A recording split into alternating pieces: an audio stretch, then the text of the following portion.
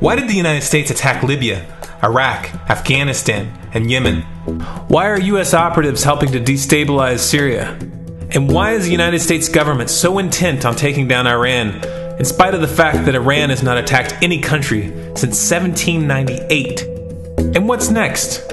What are we headed for? When you look at the current trajectory that we're on, it doesn't make any sense at all if you evaluate it based on what we're taught in school. And it doesn't make any sense if you base your worldview on the propaganda that the mainstream media tries to pass off as news.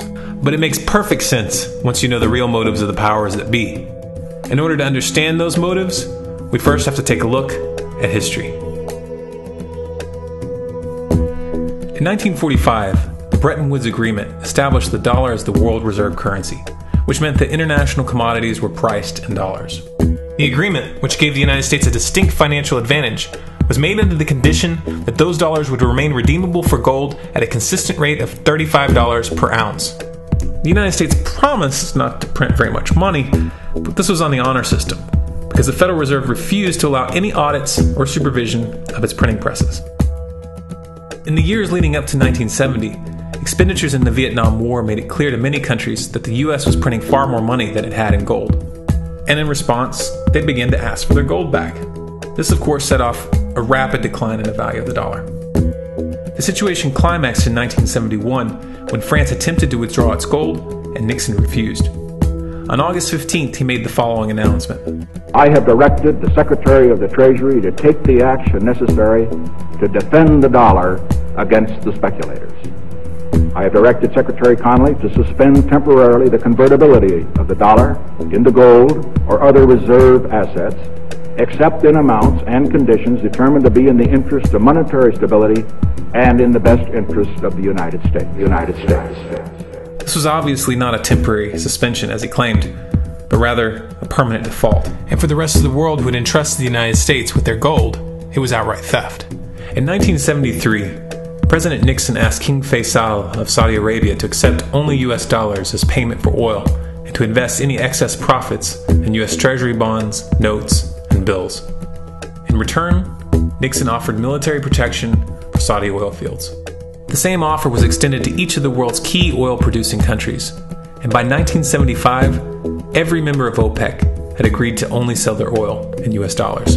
The act of moving the dollar off of gold and tying it to foreign oil instantly forced every oil-importing country in the world to start maintaining a constant supply of Federal Reserve paper. And in order to get that paper, they would have to send real physical goods to America. This was the birth of the petrodollar. Paper went out, everything America needed came in, and the United States got very, very rich as a result. It was the largest financial con in recorded history.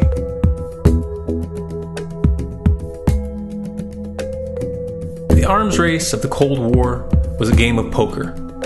Military expenditures were the chips, and the U.S. had an endless supply of chips. With the petrodollar under its belt, it was able to raise the stakes higher and higher, outspending every other country on the planet, until eventually U.S. military expenditures surpassed that of all other nations in the world combined.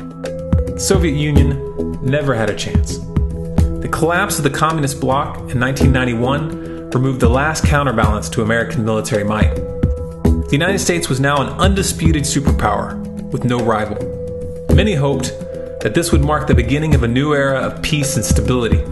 Unfortunately, there were those in high places who had other ideas. Within that same year, the U.S. invaded Iraq in the First Gulf War. And after crushing the Iraqi military and destroying their infrastructure, including water purification plants and hospitals, crippling sanctions were imposed which prevented that infrastructure from being rebuilt. These sanctions, which were initiated by Bush Sr. and sustained throughout the entire Clinton administration, lasted for over a decade and were estimated to have killed over 500,000 children. The Clinton administration was fully aware of these figures. We have heard that 500,000 children have died. I mean, that's more children than died in Hiroshima. And you know, is the price worth it? I think this is a very hard choice, but we think the price is worth it. Miss Albright, what exactly was it that was worth killing 500,000 kids for?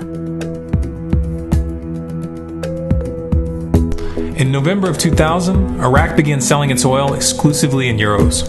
This was a direct attack on the dollar and on U.S. financial dominance, and it wasn't going to be tolerated. In response, the U.S. government, with the assistance of the mainstream media, began to build up a massive propaganda campaign claiming that Iraq had weapons of mass destruction and was planning to use them.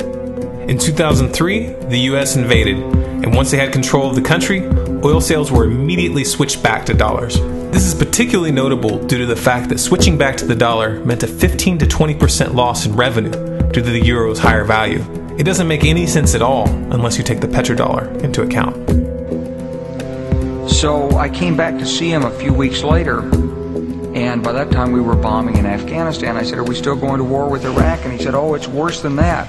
He said, he reached over on his desk, he picked up a piece of paper, he said, I just got this down from upstairs, meaning the Secretary of Defense's office today, and he said, "This is a memo that describes how we're going to take out 7 countries in 5 years, starting with Iraq, and then Syria, Lebanon, Libya, Somalia, Sudan, and finishing off Iran. Let's take a look at the events of the past decade and see if you see a pattern. In Libya, Gaddafi was in the process of organizing a bloc of African countries to create a gold-based currency called the dinar, which they intended to use to replace the dollar in that region. US and NATO forces helped destabilize and topple the Libyan government in 2011, and after taking control of the region, US armed rebels executed Gaddafi in cold blood and immediately set up the Libyan central bank. Iran has been actively campaigning to pull oil sales off of the dollar for some time now, and it has recently secured agreements to begin trading its oil in exchange for gold. In response, the US government, with mainstream media assistance, has been attempting to build international support for military strikes on the pretext of preventing Iran from building a nuclear weapon. In the meantime, they established sanctions which US officials openly admit are aimed at causing a collapse of the Iranian economy. Syria is Iran's closest ally, and they are bound by mutual defense agreements. The country is currently in the process of being destabilized with covert assistance from NATO, and though Russia and China have warned the United States not to get involved, the White House has made statements within the past month indicating that they are considering military intervention. It should be clear that military intervention in Syria and Iran isn't being considered. It's a foregone conclusion, just as it was in Iraq and Libya. The U.S. is actively working to create the context which gives them the diplomatic cover to do what they already have planned. The motive for these invasions and covert actions becomes clear when we look at them in their full context and connect the dots. Those who control the United States understand that even if a few countries begin to sell their oil in another currency, it will set off a chain reaction and the dollar will collapse. They understand that there is absolutely nothing else holding up the value of the dollar at this point, and so does the rest of the world. But rather than accepting the fact that the dollar is nearing the end of its lifespan, the powers that be have made a calculated gambit. They have decided to use the brute force of the US military to crush each and every resistant state in the Middle East and Africa. That in itself would be bad enough, but what you need to understand is that this is not going to end with Iran. China and Russia have stated publicly and on no uncertain terms that they will not tolerate an attack on Iran or Syria. Iran is one of their key allies, one of the last independent oil producers in the region, and they understand that if Iran falls, then they will have no way to escape the dollar without going to war. And yet the United States is pushing forward in spite of the warnings. What we are witnessing here is a trajectory that leads straight to the unthinkable. It's a trajectory that was mapped out years ago in full awareness of the human consequences. But who was it that put us on this course? What kind of psychopath is willing to intentionally set off a global conflict that will lead to millions of deaths just to protect the value of a paper currency? It obviously isn't the president. The decision to invade Libya, Syria, and Iran was made long before Obama had risen to the national spotlight. And yet, he's carrying out his duty just like the puppets that preceded him. So who is it that pulls the strings? Often the best answer to questions like this are found by asking another question. Qui bono? Who benefits? Obviously, those who have the power to print the dollar out of thin air have the most to lose if the dollar were to fall. And since 1913, that power has been held by the Federal Reserve. The Federal Reserve is a private entity owned by a conglomerate of the most powerful banks in the world. And the men who control those banks are the ones who pull the strings.